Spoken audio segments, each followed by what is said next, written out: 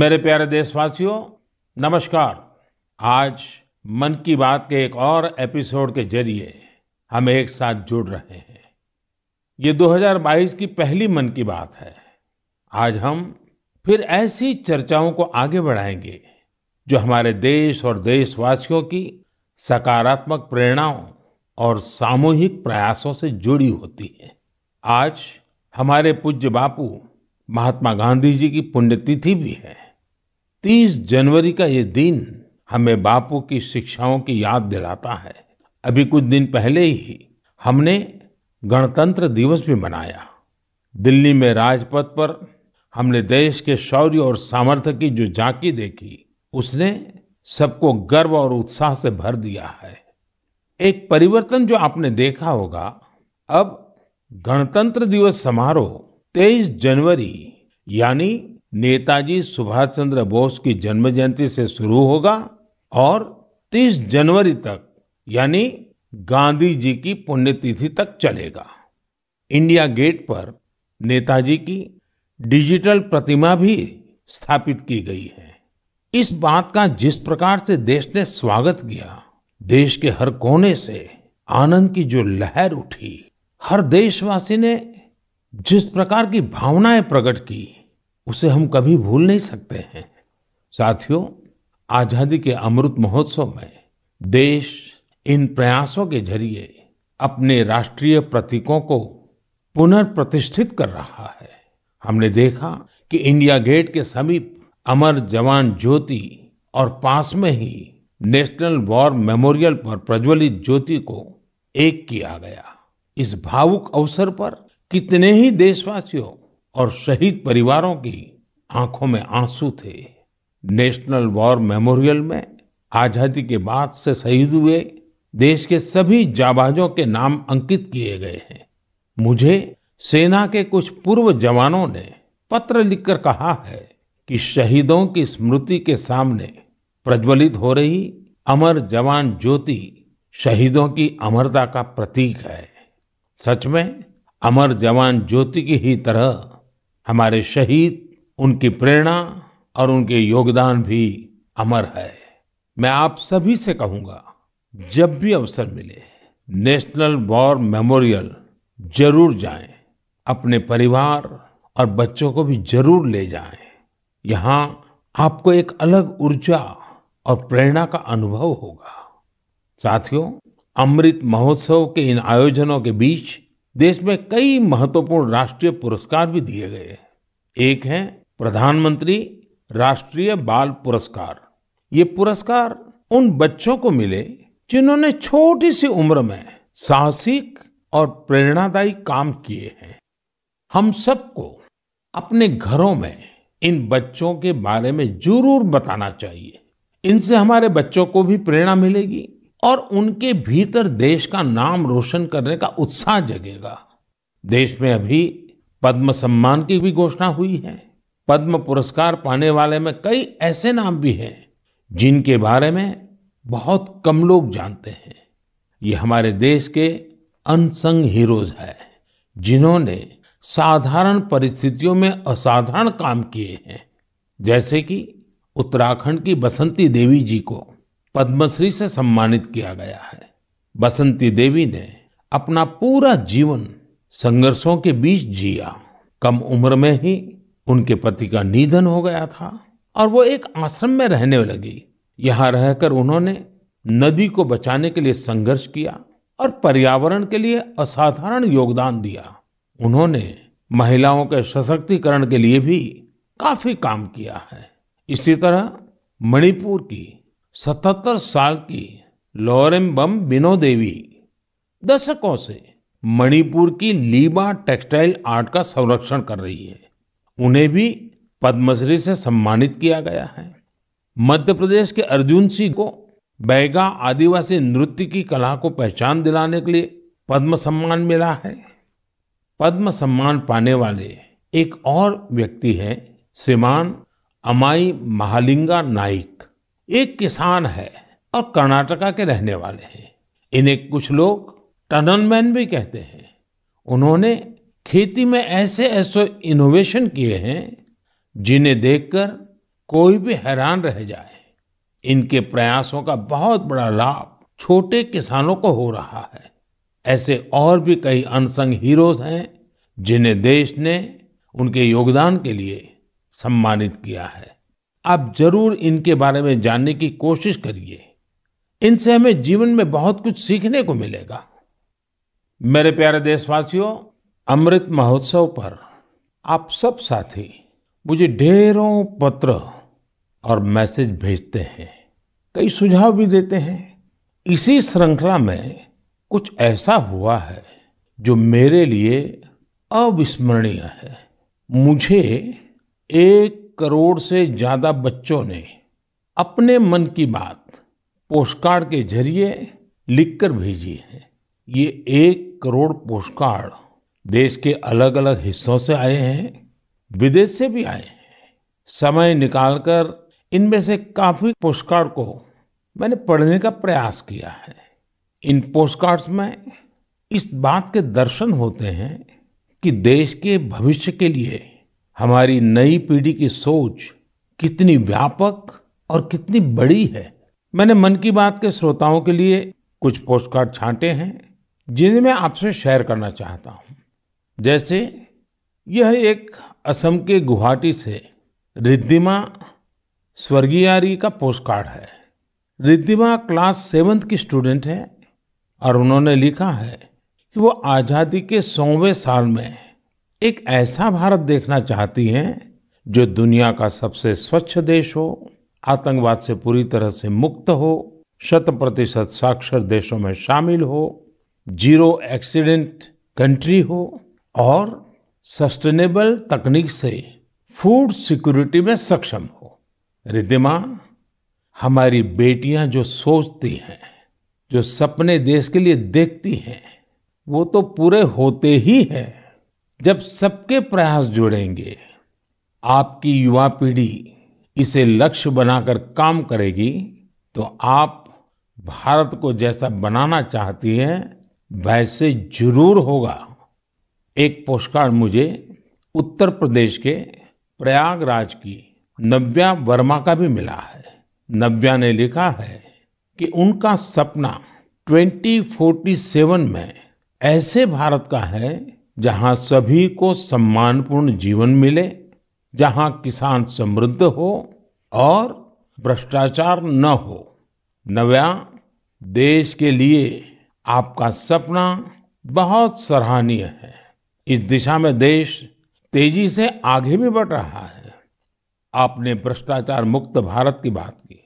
भ्रष्टाचार तो दीमक की तरह देश को खोखला करता है। उससे मुक्ति के लिए 2047 का इंतजार क्यों?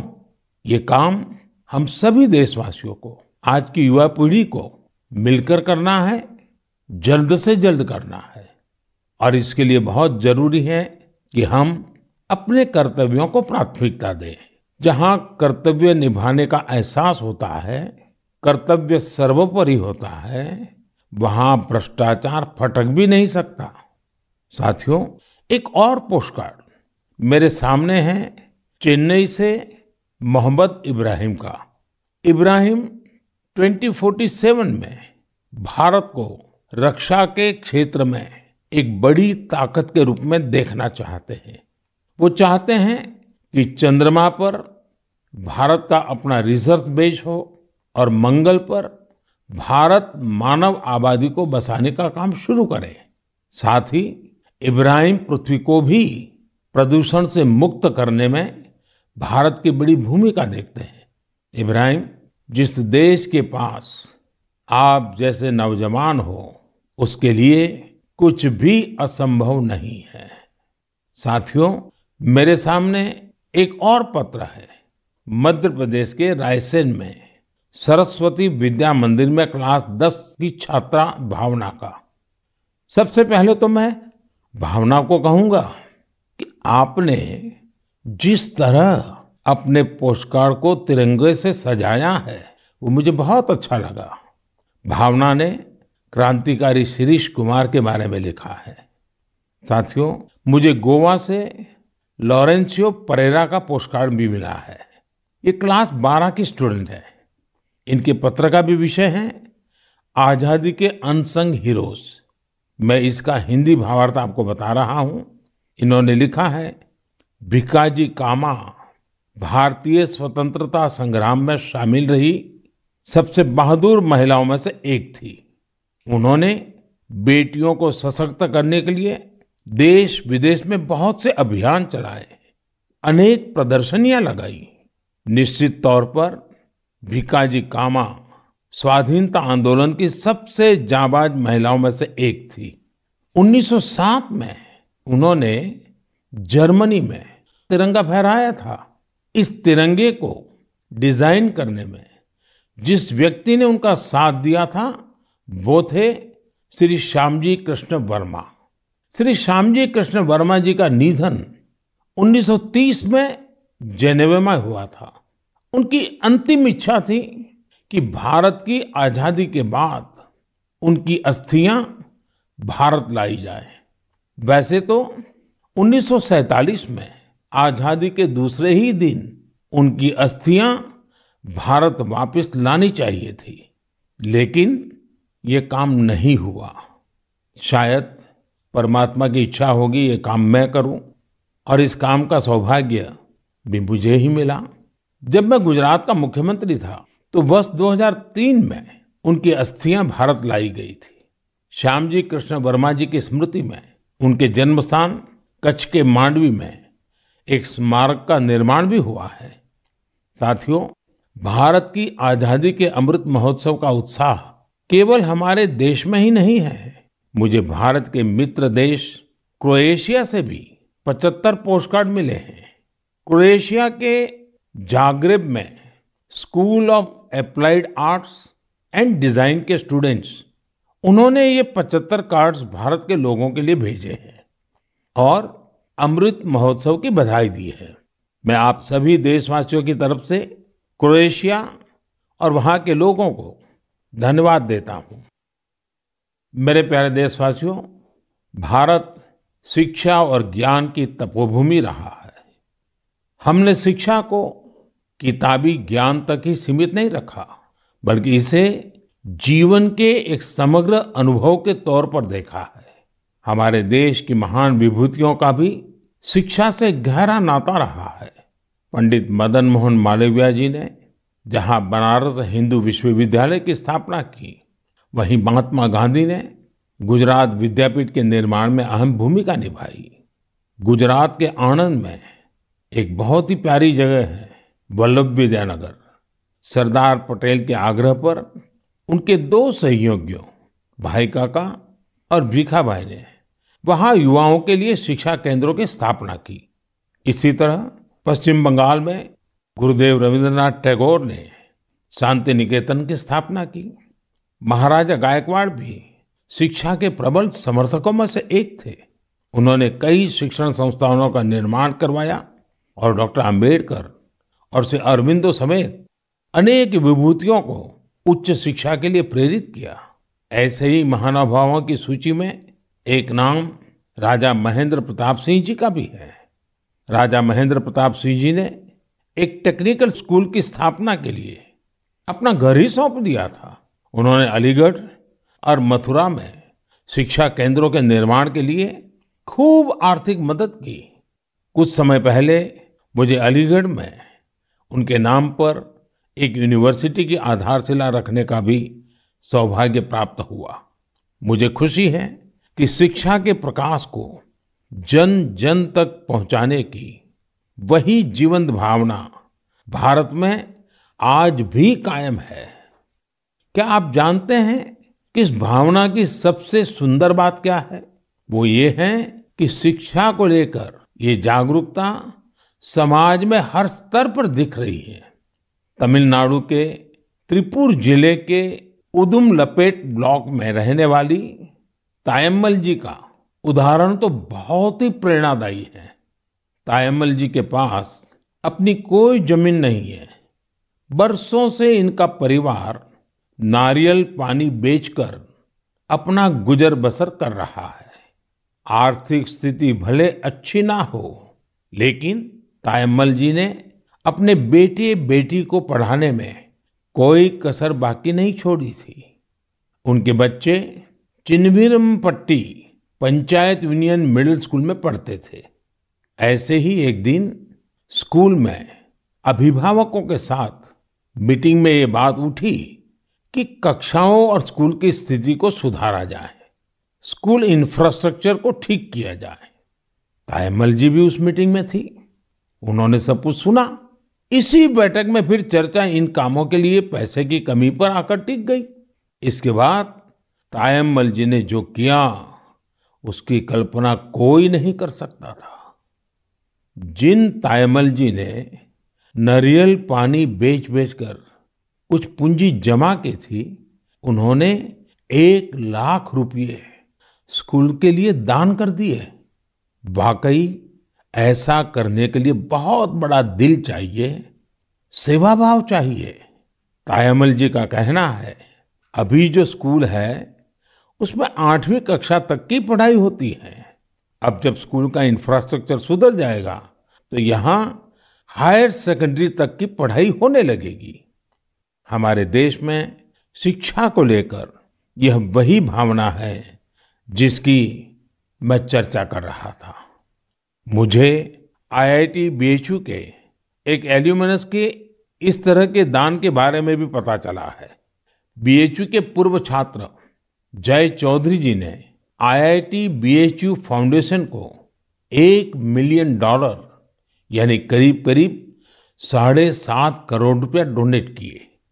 साथियों, हमारे देश में अलग अलग क्षेत्रों से जुड़े बहुत सारे लोग हैं जो दूसरों की मदद कर समाज के प्रति अपनी जिम्मेदारी का निर्वाह कर रहे हैं। मुझे बेहद खुशी है कि इस तरह के प्रयास उच्च शिक्षा के क्षेत्र में, खासकर हमारी अलग अलग आईआईटीज में निरंतर देखने को मिल रहे हैं। केंद्रीय विश्वविद्यालयों में भी इस प्रकार के प्रेरक उदाहरणों की कमी नहीं है।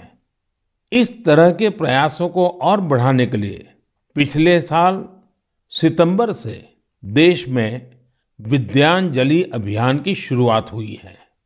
इसका उद्देश्य अलग अलग संगठनों, सीएसआर और निजी क्षेत्र की भागीदारी से देश भर के स्कूलों में शिक्षा की गुणवत्ता में सुधार लाना है। विद्यांजलि सामुदायिक भागीदारी और ओनरशिप की भावना को आगे बढ़ा रही है। अपने स्कूल, कॉलेज से निरंतर जुड़े रहना, अपनी क्षमता के अनुसार कुछ न कुछ योगदान देना, यह एक ऐसी बात है जिसका संतोष और आनंद अनुभव लेकर ही पता चलता है। मेरे प्यारे देशवासियों, प्रकृति से प्रेम और हर जीव के लिए करुणा, ये हमारी संस्कृति भी है और सहज स्वभाव भी है। हमारे इन्हीं संस्कारों की झलक अभी हाल ही में तब दिखी जब मध्य प्रदेश के पेंच टाइगर रिजर्व में एक बाघिन ने दुनिया को अलविदा कर दिया। इस बाघिन को लोग कॉलर वाली बाघिन कहते थे। वन विभाग ने इसे T15 नाम दिया था।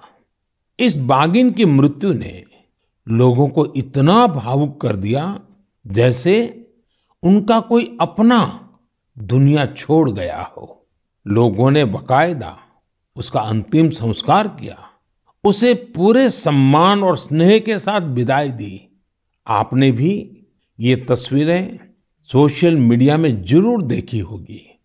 पूरी दुनिया में प्रकृति और जीवों के लिए हम भारतीयों के इस प्यार की खूब सराहना हुई। कॉलर वाली बाघिन ने जीवन काल में 29 शावकों को जन्म दिया और 25 को पाल पोसकर बड़ा भी बनाया। हमने T15 के इस जीवन को भी सेलिब्रेट किया और जब उसने दुनिया छोड़ी तो उसे भावुक विदाई भी दी। यही तो भारत के लोगों की खूबी है। हम हर चेतन जीव से प्रेम का संबंध बना लेते हैं। ऐसा ही एक दृश्य हमें इस बार गणतंत्र दिवस की परेड में भी देखने को मिला। इस परेड में प्रेसिडेंट्स बॉडीगार्ड्स के चार्जर घोड़े विराट ने अपनी आखिरी परेड में हिस्सा लिया। घोड़ा विराट 2003 में राष्ट्रपति भवन आया था और हर बार गणतंत्र दिवस पर कमांडेंट चार्जर के तौर पर परेड को लीड करता था। जब किसी विदेशी राष्ट्राध्यक्ष का राष्ट्रपति भवन में स्वागत होता था, तब भी वो अपनी ये भूमिका निभाता था। इस वर्ष आर्मी डे पर घोड़े विराट को सेना प्रमुख द्वारा कॉज कमेंडेशन कार्ड भी दिया गया। विराट की विराट सेवाओं को देखते हुए उसकी सेवानिवृत्ति के बाद उतने ही भव्य तरीके से उसे विदाई दी गई। मेरे प्यारे देशवासियों, जब एकनिष्ठ प्रयास होता है, नेक नियत से काम होता है, तो उसके परिणाम भी मिलते हैं। इसका एक बेहतरीन उदाहरण सामने आया है असम से। असम का नाम लेते ही वहां के चाय बागान और बहुत सारे नेशनल पार्क का ख्याल आता है। साथ ही एक सींग वाले गैंडे यानी वन हॉर्न्ड राइनो की तस्वीर भी हमारे मन में उभरती है। आप सभी जानते हैं कि एक सींग वाला गैंडा हमेशा से असमिया संस्कृति का हिस्सा रहा है। भारत रत्न भूपेन हजारिका जी का ये गीत हर एक कान में गूंजता होगा। কাজিৰঙাৰ চিৰ সেউজ পৰিৱেশ হস্তি ব্যাঘ্ৰৰে বাস এক খড়গৰ গড় পৃথিৱীয়ে চাই পক্ষীৰ সুদিয়া প্ৰকাশ মোৰ কাজিৰঙা নহয় যে বন্য। साथियों, इस गीत का जो अर्थ है वो बहुत सुसंगत है। इस गीत में कहा गया है, काजीरंगा का हरा भरा परिवेश, हाथी और बाघ का निवास, एक सींग वाले गैंडे को पृथ्वी देखे, पक्षियों का मधुर कलरव सुने। असम की विश्व प्रसिद्ध हथकरघा पर बुनी गई मूंगा और एरी की पोशाकों में भी गैंडों की आकृति दिखाई देती है। असम की संस्कृति में जिस गैंडे की इतनी बड़ी महिमा है, उसे भी संकटों का सामना करना पड़ता था।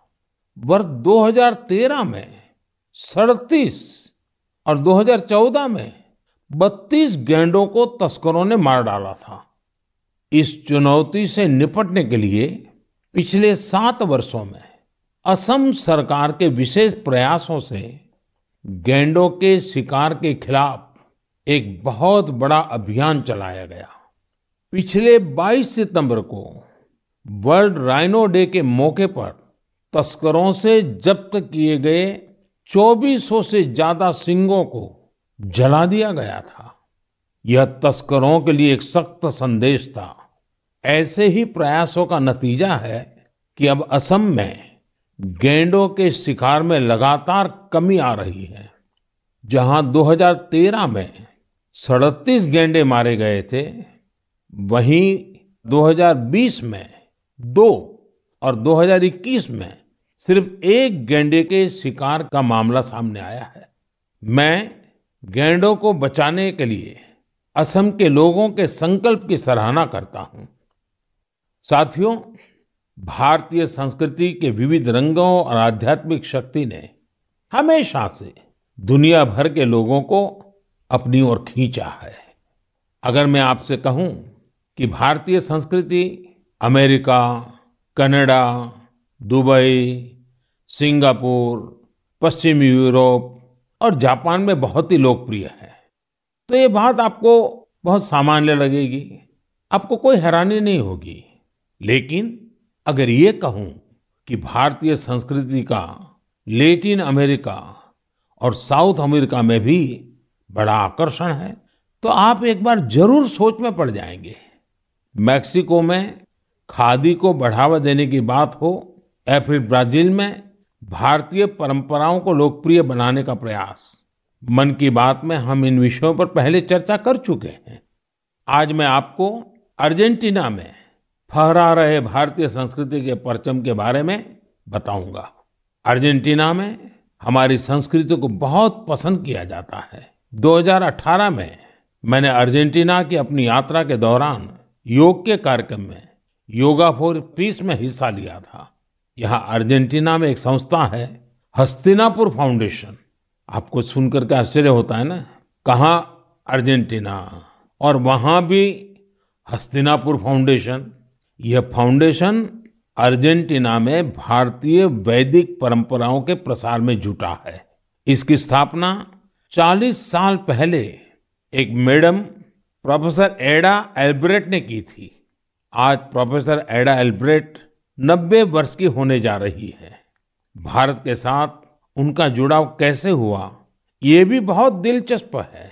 जब वो 18 साल की थी, तब पहली बार भारतीय संस्कृति की शक्ति से उनका परिचय हुआ। उन्होंने भारत में काफी समय भी बिताया, भगवत गीता और उपनिषदों के बारे में गहराई से जाना।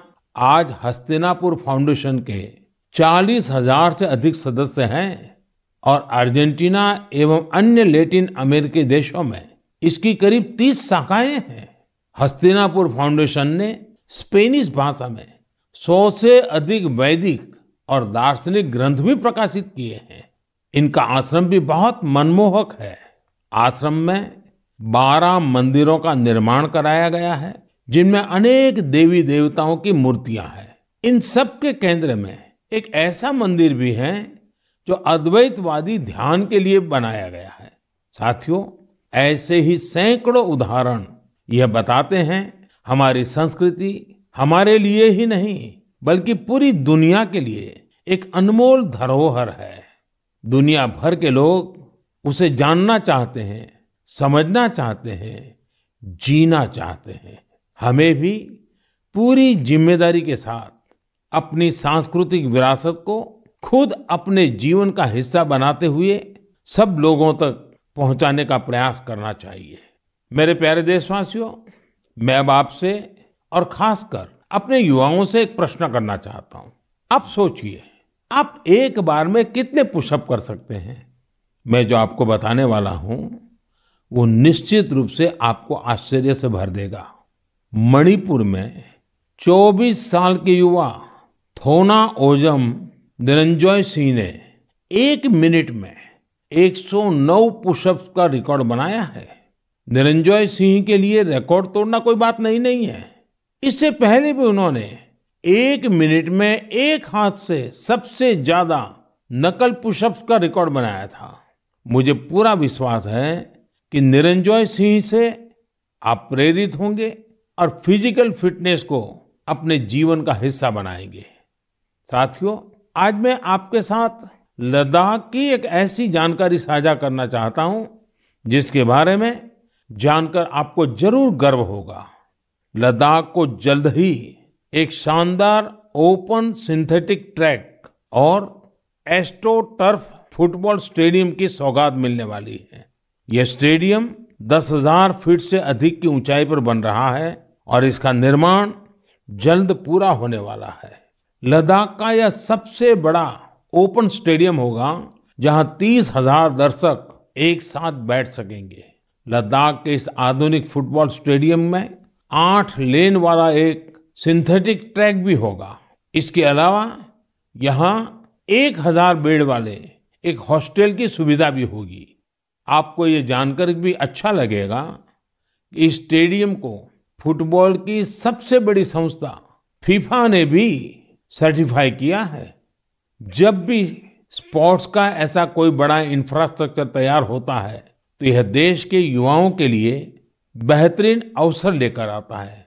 साथ साथ जहां ये व्यवस्था होती है वहां भी देश भर के लोगों का आना जाना होता है, टूरिज्म को बढ़ावा मिलता है और रोजगार के अनेक अवसर पैदा होते हैं। इस स्टेडियम का भी लाभ लद्दाख के हमारे अनेकों युवाओं को होगा। मेरे प्यारे देशवासियों, मन की बात में इस बार भी हमने अनेक विषयों पर बात की। एक विषय और है जो इस समय सबके मन में है और वो है कोरोना का। कोरोना की नई वेव से भारत बहुत सफलता के साथ लड़ रहा है। ये भी गर्व की बात है कि अब तक करीब करीब 4.5 करोड़ बच्चों ने कोरोना वैक्सीन की डोज ले ली है।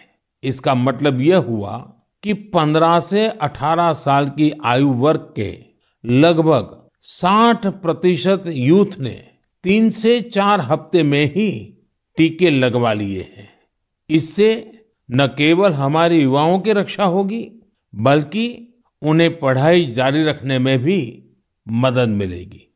एक और अच्छी बात ये भी है कि 20 दिन के भीतर ही 1 करोड़ लोगों ने प्रिकॉशन डोज भी ले ली है। अपने देश की वैक्सीन पर देशवासियों का ये भरोसा हमारी बहुत बड़ी ताकत है। अब तो कोरोना संक्रमण के केस भी कम होने शुरू हुए हैं। ये बहुत सकारात्मक संकेत है। लोग सुरक्षित रहें, देश की आर्थिक गतिविधियों की रफ्तार बनी रहे, हर देशवासी की यही कामना है। और आप तो जानते ही हैं, मन की बात में कुछ बातें मैं कहे बिना रह ही नहीं सकता हूं। जैसे स्वच्छता अभियान को हमें भूलना नहीं है, सिंगल यूज प्लास्टिक के खिलाफ अभियान को हमें और तेजी लानी जरूरी है। वोकल फॉर लोकल का मंत्र ये हमारी जिम्मेवारी है। हमें आत्मनिर्भर भारत अभियान के लिए जी जान से जुटे रहना है। हम सबके प्रयास से ही देश विकास की नई ऊंचाइयों पर पहुंचेगा। इसी कामना के साथ मैं आपसे विदा लेता हूं। बहुत बहुत धन्यवाद।